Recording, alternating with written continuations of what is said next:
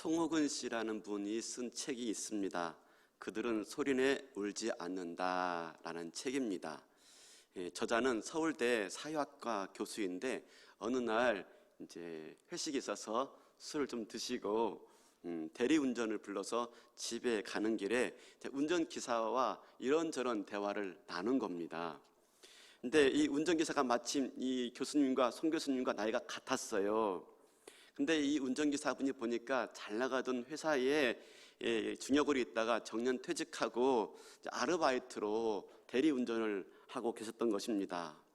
그 이후로 두 분이 친구가 되었고, 그분이 이렇게 저렇게 대화를 나누는 가운데 이 세대의 중년이 겪는 아픔을 담은 책을 교수님이 쓰게 된 거예요. 그 제목이 그들은 소리내 울지 않는다. 중년의 때가 있는데 힘들단 말입니다. 근데 소리내 울 수 없는 그들의 무게감을 쓴 책이지요.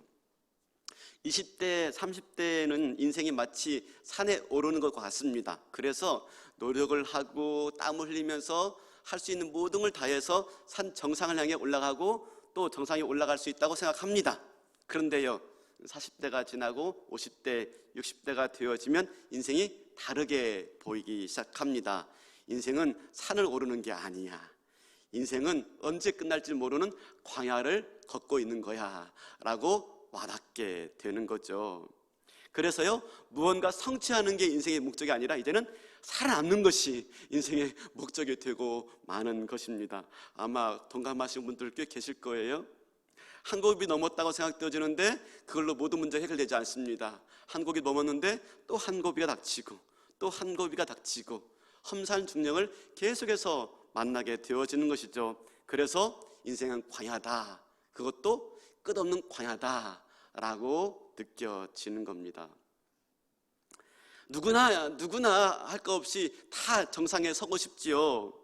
근데 이것은요, 인생이 무엇인지 몰라서 하는 말입니다. 인생은 정상에 오르는 게 아닙니다. 인생은 뭐라고요? 광야를 통과하는 겁니다. 광야를 통과하는 거라면, 인생이 광야를 통과하는 거라면 잘 통과하려야 됩니다. 잘. 그렇죠? 왜요? 광야에서 목표는요, 성공이 목표가 아닙니다. 광야에서 목표는요, 정상에 오르는 게 목표가 아닙니다. 광야에서 목표는요, 잘 통과하는 겁니다. 지금까지 이루는 게 없다고 낙심하지 말아야 됩니다. 정상에 오르지 못했다고 절망하지 말아야 됩니다. 우리의 목표는 뭡니까? 산 정상에 오르는 게 아니라 잘 통과하는 것. 그래서 성경에 보면요, 광야 이야기가 그렇게 많아요. 그죠? 맨 광야 이야기입니다. 저도 이제 광야를 시리즈로 말씀을 전하려고 보니까 맨 광야 이야기예요. 맨 광야 이야기. 이스라엘 백성들이 40년간 광야 생활을 하면서 얼마나 불평과 원망이 많았는지, 그죠? 아마 우리도 마찬가지일 겁니다. 누구나 인생의 광야에 들어가면 불평, 불만이 많죠. 하나님 나라를 왜 이곳에 들어가게 했습니까? 하나님 꼭 이 길로 가야만 합니까? 그죠? 하나님 이 길 언제 끝납니까? 하나님 이것 말고 딴에 돌아가는 길 없습니까? 그죠? 주님, 제가 이 광야길을 벗어나기는 할 수 있는 것입니까? 묻지요. 그죠? 그런데 무엇입니까? 이스라엘 백성들이 가나안 땅에 들어가려면 반드시 광야를 통과해야 됩니다. 광야는 들어가고 싶은데, 가나안은 들어가고 싶은데 광야는 싫어요. 그죠? 가나안 땅에는 가고 싶은데 광야는 싫어요. 그럴 수가 없단 말입니다. 가나안에 들어가려면 반드시 광야를 통과해야 하는 겁니다. 인생 살면서 누구나 한 번쯤은 광야를 다 겪었을 거예요. 가정 문제로, 자녀 문제로, 건강 문제로, 사업 문제로, 직장 문제로. 나만, 모두가 다 가난해 있는 것 같지만 나만 혼자 광야에 있는 것 같은 그런 적이 있었을 거예요. 저도 그런 적이 참 많았는데, 한 번은 제가 총신대학교에 막 입학했을 때입니다. 부모님을 떠나서 막 객지 생활을 시작했던 터이죠. 근데 학교 기숙사 생활하고 있었는데 그때 몸살 감기를 앓은 겁니다. 아주 심하게 몸을 일으켜서 약국에 갈 힘조차 없었습니다. 1학년이기 때문에 누구한테 의지할 때도 별로 없었습니다. 내가 집에 있더라면 엄마나 누나한테, 엄마, 누나, 나 약 좀 사다 줘 할 텐데 그럴 만한 사람이 옆에 없는 겁니다. 그 순간이 아마 저에게는 광야가 아니었나 생각이 듭니다. 몇 끼 식사를 걸어다가 도저히 견딜 수가 없어가지고 아픈 몸을 이끌고 겨우 이제 학교 밖을 나가서 약국을 향해 걸어가고 있었습니다. 근데 길을 걷다가 약국을 향해 갔다가 담 넘어 가정집을 보게 되었습니다. 그때가 아마 해가 뉘엿뉘엿 넘어가는 저녁 식사 전이었던 것 같습니다. 담 넘어 가정집의 거실에 불이 환히 켜져 있는 겁니다. 그리고 그 거실에 식구들이 모여서 대화를 나누는 소리가 들리는 겁니다. 아마 식사 시간 전이었던 것 같아요. 맛있는 냄새와 함께 그 식구들의 대화 소리가 들리는 거였습니다. 그때 제 가슴속에 밀려오는 서러움이란 정말 힘들었습니다. 전 지금도 그 장면이 생생하게 기억납니다. 그 집 대문을 열고 들어가고 싶더라니까요. 아니 심지어는요, 그 길로 그냥 집에 내려가고 싶더라니까요. 제 고향집으로 버스 타고 가고 싶은 겁니다. 그냥.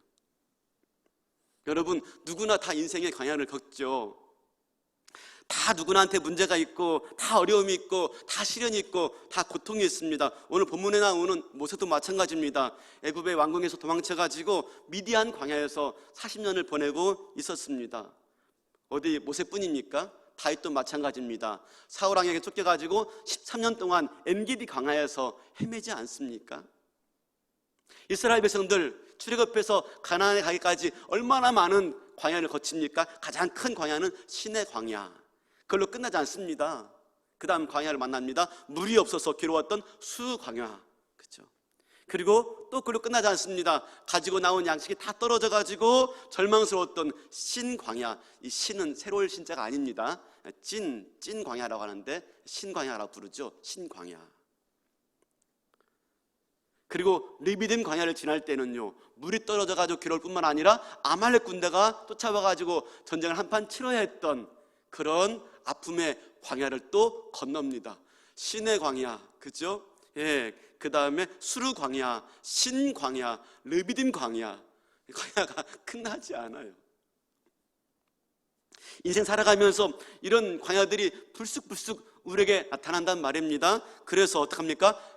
우리가 가나안에 이를 때까지 늘 광야가 우리 앞에 펼쳐지는 거예요. 그러므로 우리가 할 일은 무엇입니까? 우리가 할 일은 빨리 광야를 벗어나는 게 아닙니다.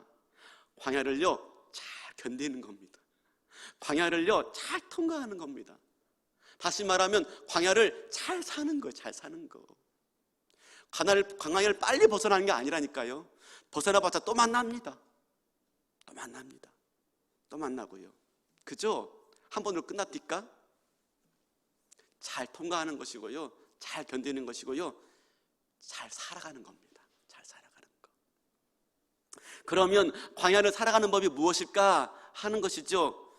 참 첫 번째로 참 아이러니한 게 있습니다. 뭐냐면 광야를 잘 통과하는 길은요, 광야를 잘 살아가는 법은요, 더 깊숙한 광야로 들어가는 길입니다. 더 깊숙한 광야로. 왜요? 더 깊숙한 광야로 들어갈 때 거기서 하나님을 만나기 때문에. 내가 지금 만약에 광야길을 걷고 있다면 피하려고 빨리 벗어나려고 하지 마세요. 더 깊숙이 들어가셔야 됩니다. 더 깊숙이. 왜요? 거기서 하나님 만나기 때문에.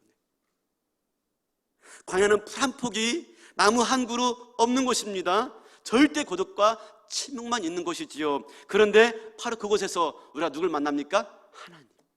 하나님은 우리를 만날 장소로 어딜 택하셨습니까? 광야. 민수기 1장 1절 보여주시겠습니까? 민수기 1장 1절. 이스라엘 자손이 애굽 땅에서 나온 후 둘째 해 둘째 달 첫째 날에 여호와께서 시내 광야 회막에서 모세에게 말씀하여 이르시되. 여러분, 여기 이 시내 광야 나오는데요, 하나님이 시내 광야에서 말씀하시는데 여기서 광야라는 단어는 히브리어로 미드바르입니다. 미드바르. 그리고 말씀하셨다라고 하잖아요. 이 말씀하셨다는 말이 뭡니까? 다바르. 미드바르, 다바르. 어원이 같습니다. 광야, 말씀하다, 말하다, 어원이 같아요. 다바르에서 나와서 다바르. 광야와 말하다가 같은 어원에서 나왔다는 게 의미심장하죠. 오늘도 마찬가지입니다. 하나님이 지금 호렙산 가까이 시내 광야 저편에 있던 이 모세에게 나타나서 불꽃 타는 그런 떨기나무 가운데서 말씀하시잖아요. 광야에서 말씀하시는 겁니다. 이스라엘 백성들은요, 출애굽한 다음에 어디에서 하나님의 율법을 듣습니까? 시내 광야에서. 시내산은요, 시내 광야에 있는 산입니다. 거기서 하나님 율법을 받아요. 광야에서 하나님의 음성을 듣는 겁니다. 광야가 하나님의 말씀을 듣는 장소이기 때문에. 그 후로 유대인들은 하나님의 음성을 들으려면 광야로 나가야 된다라고 생각했어요. 그래서 어떤 사람이 광야에 있다 그러면 그 사람 애언자인가 보다 라고 생각했습니다. 실제로 애언자들은요, 하나님의 음성을 듣기 위해서 광야로 나가곤 했습니다. 우리 잘 알죠? 세례 요한, 그죠? 그도 어디에서 외쳤습니까? 광야에서 외치는 소리가 있어. 그래서 사람들이 세례 요한의 말을 듣기 위해서 어디로 나갑니까? 광야로 나아갔다. 왜? 광야가 하나님의 음성을 듣는 곳이기 때문에. 누가복음 3장 1절부터 한번 볼까요? 누가복음 3장 1절. 디베리오 황제가 통치한 지 15해 곧 본디오 빌라도가 유대의 총독으로, 헤롯이 갈릴리의 분봉왕으로, 그 동생 빌립이 이두레와 드라고니 지방의 분봉왕으로, 루시아가 아빌레네의 분봉왕으로, 넘어가서 안나스와 가야바가 대제사장으로 있을 때에 하나님 말씀이 빈들에서 사가랴의 아들 요한에게 임한지라. 여러분, 지금 요한 앞에 어마어마한 사람 이름 다 나와요. 그죠? 황제 나오지, 총독 나오지, 분봉왕 나오지, 대제사장 나오지, 많이 나와요. 근데 하나님의 말씀이 누구한테 임합니까? 빈들에 있는 요한에게.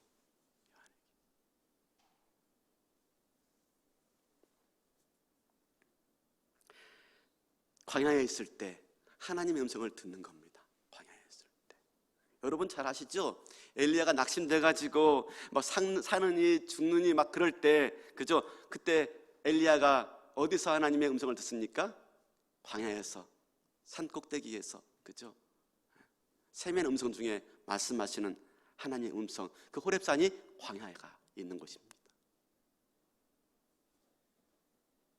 왜 그럼 하나님이 광야에서 말씀하실까? 아무도 없기 때문에. 또 할 일이 아무것도 없어요.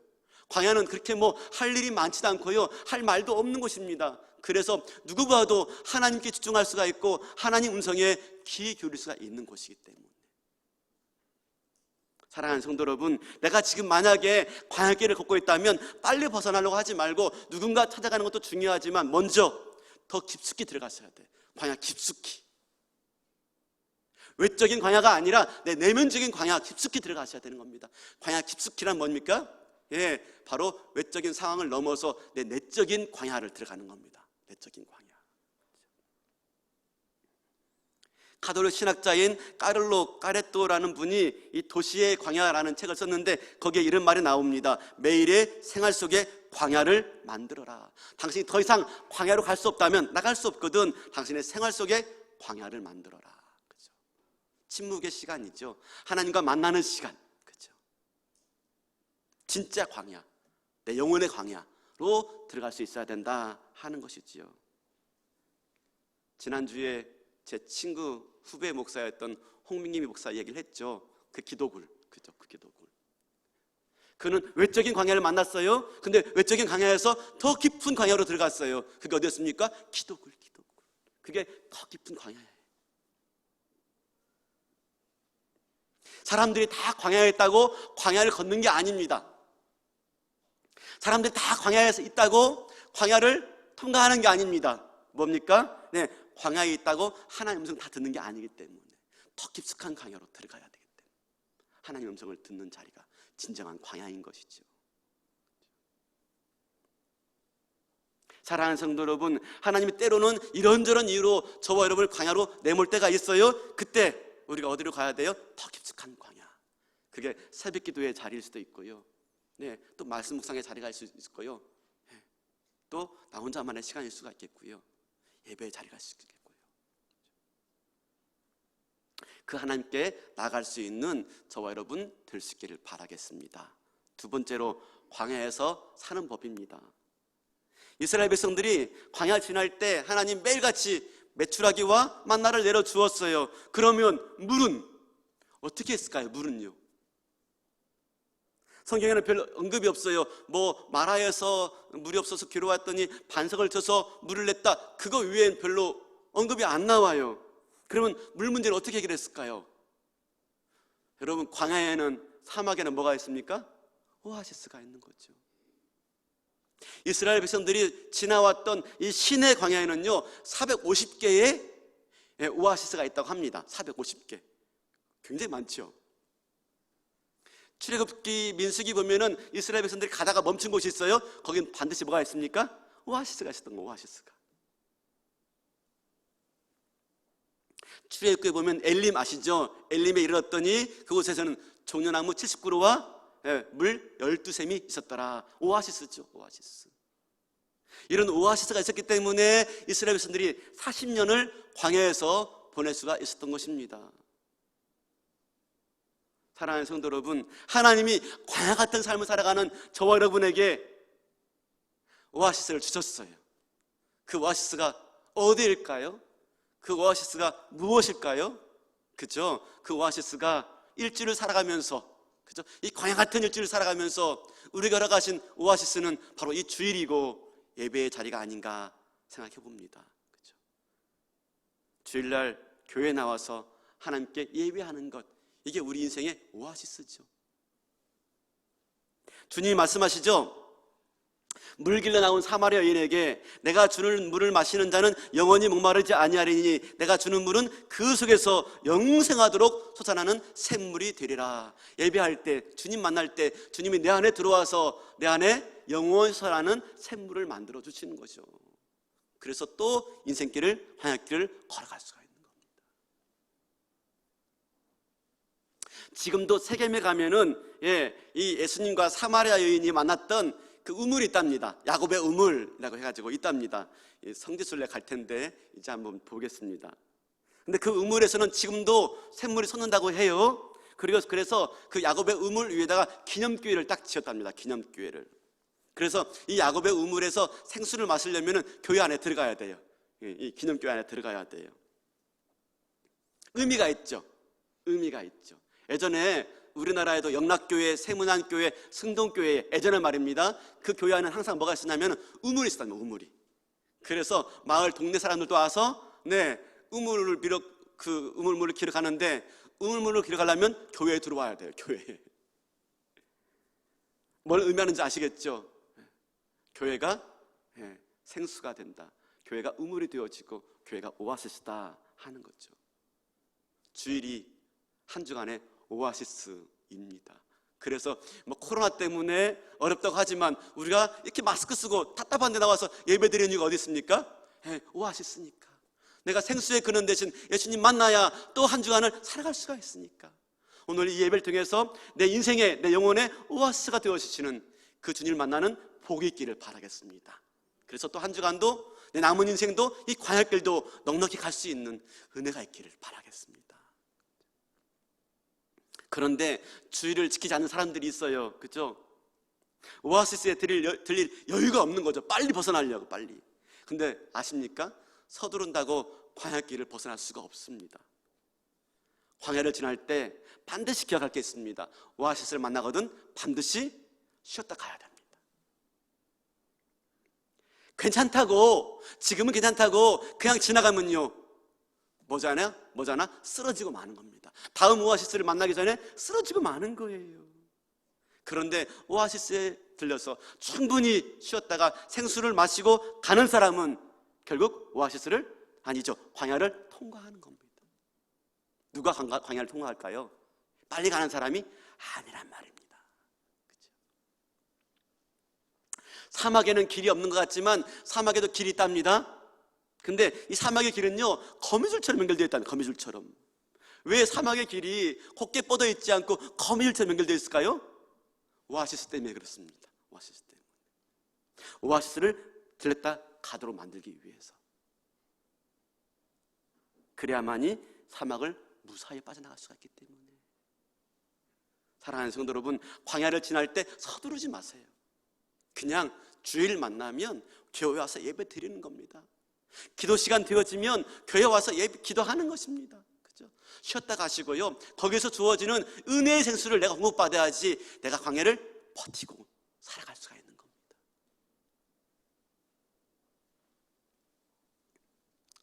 예배하는 사람과 예배하지 않는 사람은 다릅니다. 그렇죠?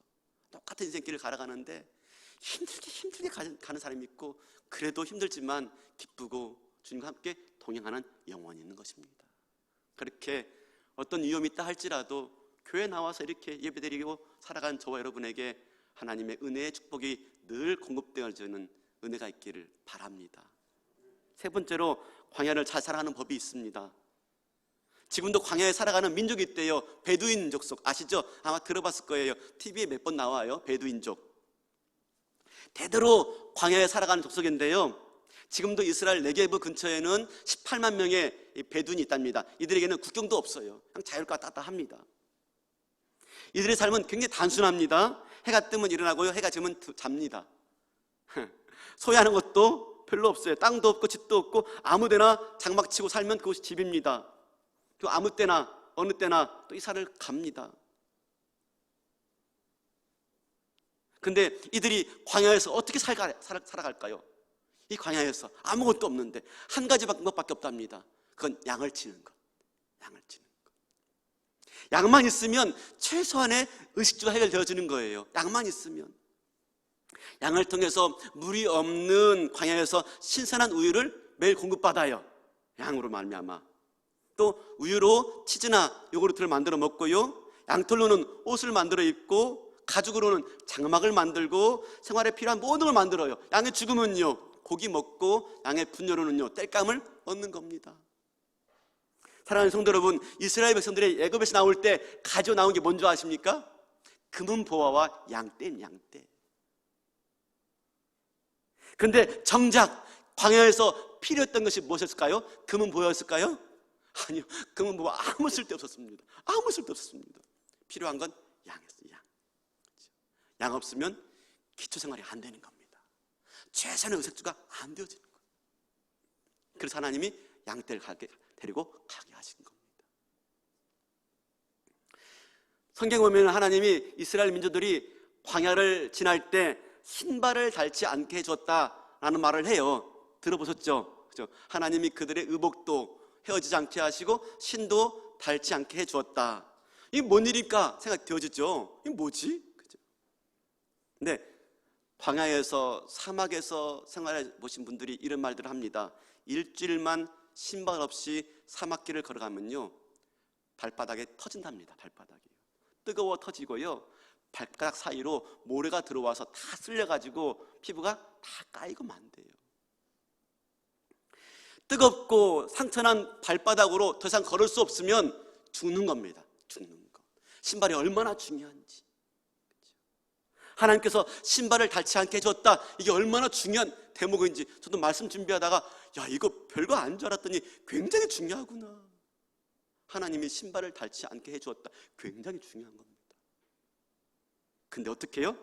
양 가죽으로 신발을 만들 수 있었던 것입니다. 금은 보화가 아니에요. 양이에요.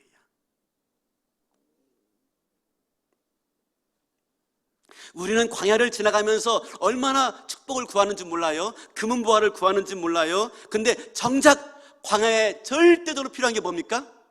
은혜예요. 은혜. 그렇죠?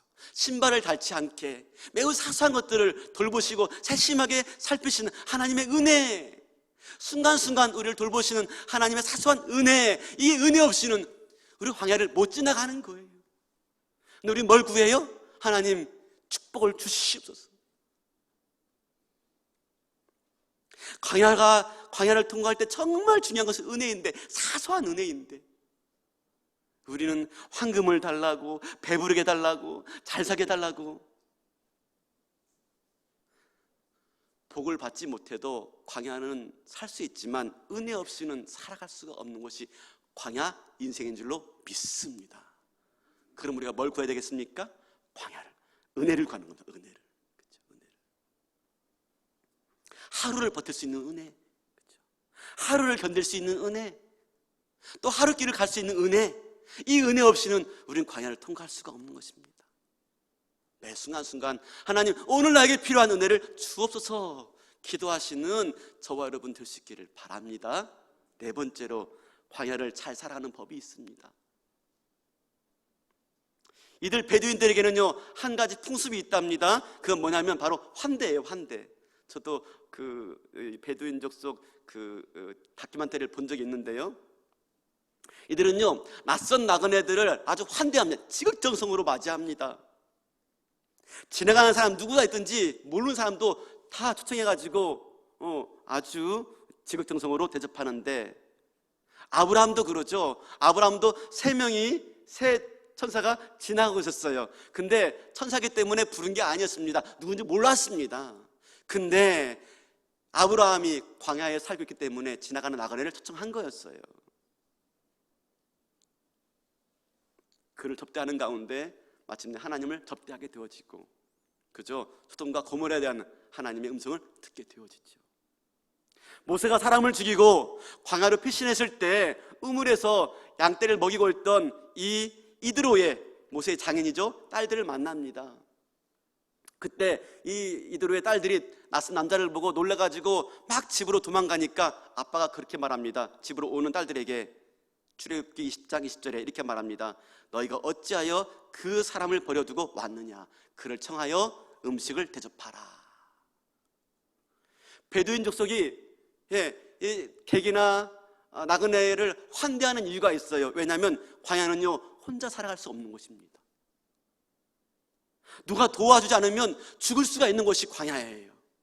그렇기 때문에 누구든 손님으로 맞이하는 거예요. 왜요? 언젠가 내가 또다시 똑같은 신세가 될 수가 있는 겁니다. 내가. 그래서 낯선 사람이 오면 사연도 묻지 않고 어떻게 해요? 무조건 받아주는 거, 무조건. 일단, 그리고 손님으로 받아들인 사람은요, 목숨을 걸고 지켜주는 겁니다. 목숨을 걸고. 예전에 실제로 그런 일이 있었다고 합니다.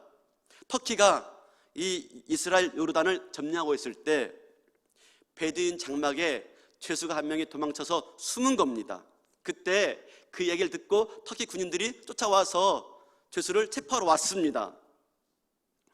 이 베두인 장막의 주인에게 죄수를 내놓으라고 협박했지만 이 베두인 주인은요, 절대로 내게 온 손님은 내어줄 수 없다고 강력하게 거부합니다.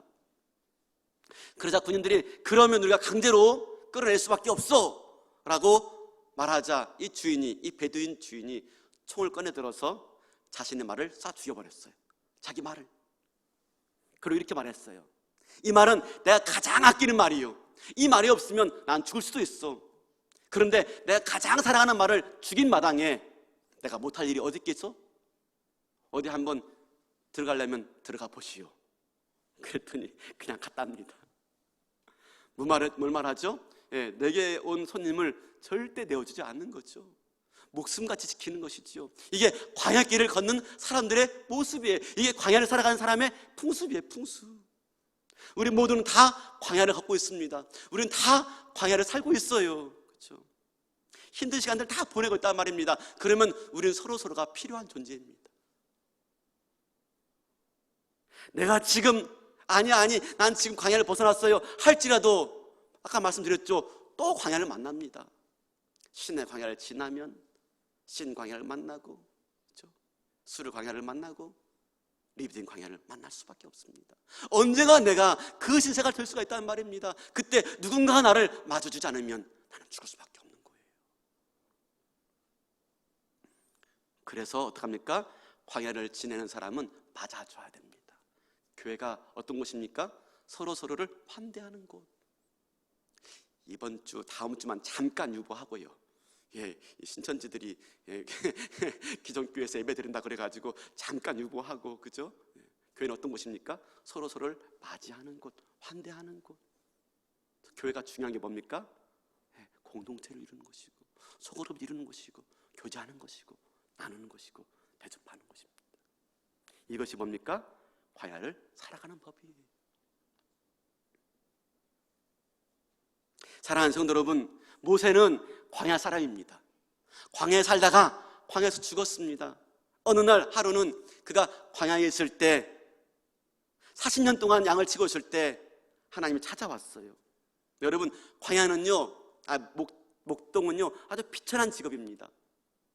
당시 법적 증인으로선 목자는 세우지도 않았습니다. 아주 비천한 신분이죠.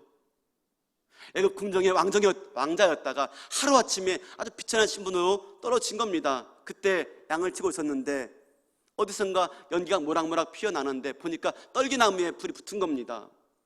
뭐 그렇겠지 하고 말았는데 이상한 낌새를 느낀 겁니다. 왜냐하면 떨기나무는 불이 붙으면 확 타버리고 끝납니다. 뭐 더 탈 것도 없습니다. 확 하고 끝나는데 아니 이 떨기나무가 계속 타는 겁니다. 계속 이상하다 싶어서 가봤죠. 그때 하나님 음성이 들리는 겁니다. 모세야 모세야. 40년 만에 하나님이 모세를 찾아왔어요. 그때 모세의 심정이 어땠을까요? 아마 원망스러웠을 거예요. 그죠? 하나님 이게 뭐예요? 40년 동안 한 말씀도 안 하시고. 마침내 모세가 80세가 되었을 때 하나님 찾아오셨습니다. 서운한 마음으로 모세가 하나님께 말씀했을 거예요. 왜 저를 광야에 내보내시고 한 번도 저를 찾아오지 않았습니까? 너무한 거 아닙니까? 그러자 하나님 말씀하십니다. 내가 너로 인해서 너희 이스라엘 백성들을 애굽에서 이끌어 낼 것이다. 그 말을 듣자 이제 모세는 그 말을 거부합니다. 내가 젊었을 때는 얼마든지 그리 할 수 있었는데 그때는 왜 나에게 힘주지 않고 왜 지금 부르십니까? 나 지금 할 수 없습니다. 힘도 없고 잘하는 게 아무것도 없습니다. 거부합니다. 그때 주님이 재차 말씀하시면서 내 발에 신을 벗어라 라고 말합니다. 하나님 앞에서 순종하는 종의 모습으로 서야 된다 하는 것이죠. 그리고 이 떨기나무가 타듯이, 떨기나무가 불이 붙었지만 타지 않듯이 내가 너를 통해서 역사하지 네가 하는 게 아니야 라고 말씀하시는 겁니다. 그렇게 해서 마침내 모세가 이스라엘 민족을 출애굽시키는 지도자로 세워집니다. 근데 여러분 보세요. 지금은 나이가 너무 많았습니다. 힘이 다 빠진 상태입니다.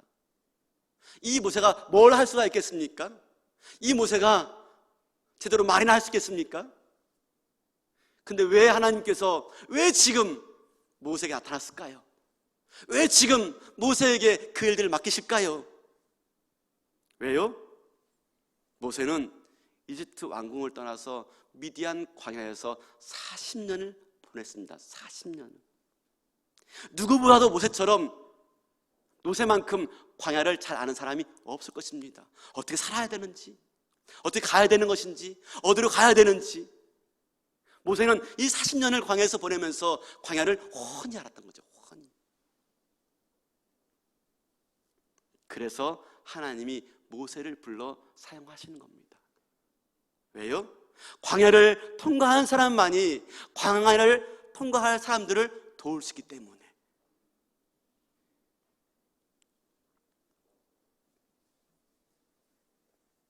모세에게 40년의 광야 생활은 무의미한 듯 보였습니다. 모세에게 40년의 광야 생활은 정말로 허송생활처럼 느꼈습니다. 근데 그 시간이 있었기 때문에 그가 훗날 이스라엘 민족을 이끌어낼 수가 있었던 것이지요. 모세는 하나님을 만났습니다. 떨기나무 위에서, 불타는 떨기나무에서 하나님 만났고 부르심 받았습니다. 그리고 그 부르심 가운데 세워졌을 때 아마 모세는 그랬을 것입니다. 이제 내 인생 끝, 이제 행복 시작, 광야 끝, 이제 행복 시작 생각했을 것입니다. 근데 모세가 어떻게 했습니까? 이스라엘 민족을 이끌고 나온 곳은 어디입니까? 또다시 광야였습니다. 광야. 그러나 이제 그가 걷는 광야는 다릅니다. 이제 그가 걷는 광야길은 다릅니다. 그전에는요 실패자, 낙오자, 그렇죠? 도망자였다면 지금은요 인도자, 구원자가 되어가지고 이 광야의 경험자가 되어서 이끌어가고 있는 것이지요. 사랑하는 성도 여러분, 우리도 마찬가지죠. 인생은 광야입니다. 광야. 언제 끝날지 모르는. 하나님이 찾아왔을 때 끝났겠다 생각되어지는데 안 끝날 수가 있습니다. 또다시 시작될 수가 있습니다. 그런데 그 시작은 이제 다를 것입니다. 다를 것입니다. 어떻게 해요? 이제는요, 내가 리더가 되어서 그 광야를 걷고 있는 자를 도와주는 자로 내가 불러지는 겁니다.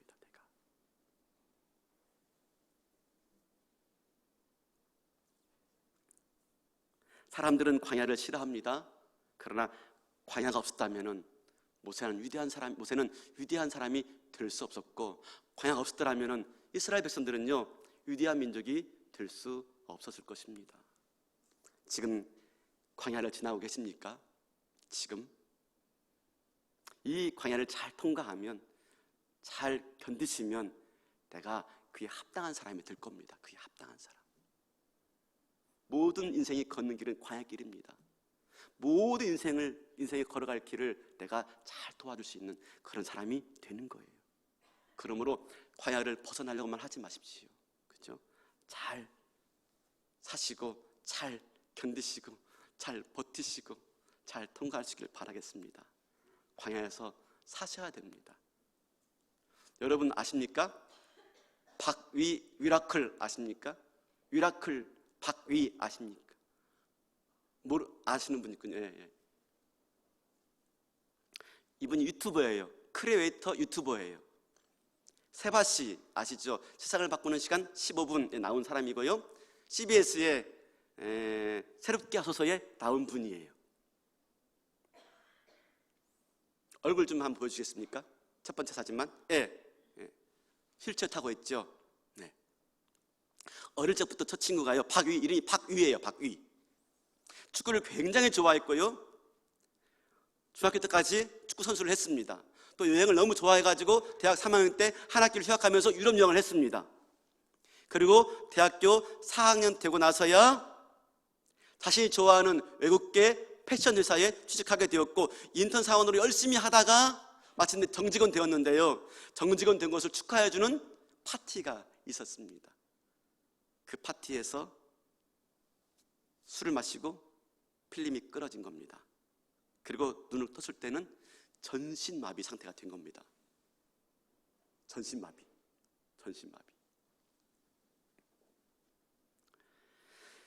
수술한 의사 선생님이 그렇게 말을 했대요. 앞으로 당신은 전신마비로 살아가게 될 것입니다. 이 사진은 그래도 조금 회복됐을 때입니다. 아예 꼼짝 못하는 상태로.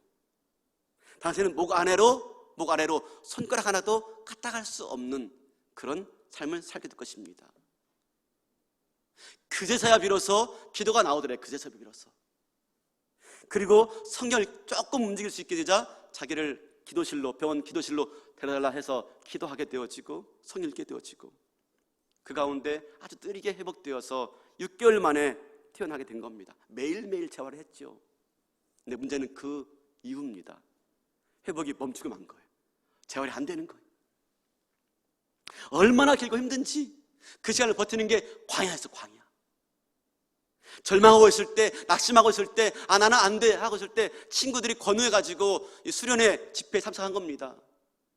마지막 집회에 목사님이 집회하는데 기도 받고 싶으신 분들 앞으로 나오라고 하는데, 난 싫어. 내가 한두 번 기도 받았나? 내가 한두 번 기도했나? 안 되는 건 뭐 하고 완전 절망 가운데 있는데, 친구들이 그를 이끌고 못 움직이니까 아예 이끌고 그를 집회하는 그 강대상 위에 올려놓고 같이 기도하기 시작한 것입니다. 그때 그의 몸이 살아나게 된 거예요. 그래서 이렇게 이제 휠체어 타고 다니면서 활동을 하는데, 한 번은 병상에 있을 때 친구 어머님이 같은 병원에 있던 때인데 친구 어머님이 자기를 찾아왔대요. 근데 그 친구는 운동선수인데 그만 교통사고로 머리를 다친 거예요. 말도 할 수 없고 대화도 나눌 수 없는 상태로 누워만 있는데 그 어머님이 그 박위한테 그런 말을 하더래요. 우리 아이가 너만큼만 됐으면 좋겠다. 너만큼만 됐으면 좋겠다. 아니, 자기도 하반신 마비인데. 그런데 그 말을 듣는 순간에, 그 어머니의 눈물을 보는 순간에 갑자기 자기 마음속에 이런 생각이 들더래요. 난 이제까지 나 자신만 위해 살았는데, 우리 가족만 위해서 살았는데, 기도해도 나 자신만 위해서, 우리 가족만 위해서 기도했는데 이제는 내가 남들을 위해서 기도하며 살아야 되겠다 하면서 그 시간 이후로부터 자기 인생의 목적과 사명이 생기더래요. 나 이제 사랑하며 살아야 되겠다. 이제 내가 남들을 사랑하며 살아야 되겠다. 내 남들을 살리며 살아야 되겠다. 퇴원하고 몸이 회복된 다음에 유튜버로 강연하고 있었는데 어느 날 울산에 계신 목사님이 전화 왔답니다. 자기 아들도 그만 사고를 당해가지고 박유처럼 하반신 마비가 된 거예요. 울면서 막 전화한 겁니다. 목사님이 하루에 2번씩이나 계속해서 하도 울면서 전화하길래 박유가 그랬대요. 목사님한테, 목사님 왜 이렇게 믿음이 없으세요? 믿음을 가지세요. 말하면서도 아버지의 마음 똑같구나 하는 마음이 들었대요. 그러다가 도저히 견딜 수가 없어가지고 마음이 너무 힘들어서 비행기를 타고 갔대요. 울산에 가서 만난 거예요. 그 친구를. 예, 이렇게 된 겁니다. 예, 이렇게. 지금 이쪽에 있는 분이 박이고 목사님 아들이에요. 그리고 그와 함께 기도하고 또 자기 간증을 나누고 또 함께하는 가운데 어떻게 됐습니까? 이렇게 된 겁니다. 예. 그 다음 페이지 없어요? 아, 없어요. 줬는데 빼먹었나 봅니다. 네. 마침내 그 목사님 아들이 회복되어 가지고 물론 하반신 마비지만 휠체어를 타지만 이 박유 유러클의 채널의 편집자가 되었고요. 둘이 열심히 강연하고 둘이 열심히 사람들에게 소망을 주고 사랑을 주면서 하나님의 기적들을 전파하며 다니는 사람들이 되었어요. 사랑하는 성도 여러분, 광야를 지나갈 때 빨리 지나가는 것만이 좋은 게 아닙니다. 그렇죠? 광야 지나갈 때 조급한 마음 버리고 하나님의 인도하심 따라서 차근차근 가시길 바라겠습니다. 어떤 때는 빙빙 도는 것 같습니다. 어떤 때는 멈춰가지고 앞을 나가지 않을 때가 있을 수 있습니다. 근데 그 모든 시간들은 다 나에게 필요한 시간이고요. 언젠가 그 광야 같은 시간을 통해서 또 다른 광야를 걷고 있는 사람들에게 내가 힘이 되어지고 위로가 되어지고 소망이 되어지는 사람들로 세워지게 될 것입니다. 우리 어디 가든지 나와 함께 하시는 주님 의지해서 더 깊은 광야로 들어가시고요. 또 하나님의 음성을 들으시고요. 거기서 하나님의 은혜를 구하시고 나와 함께 하신 하나님과 함께 승리하면서 마침내 광야길을 통과하여서 가나안의 축복에 이르는 저와 여러분 되시기를 주님의 이름으로 축원합니다. 다 일어나시겠습니다.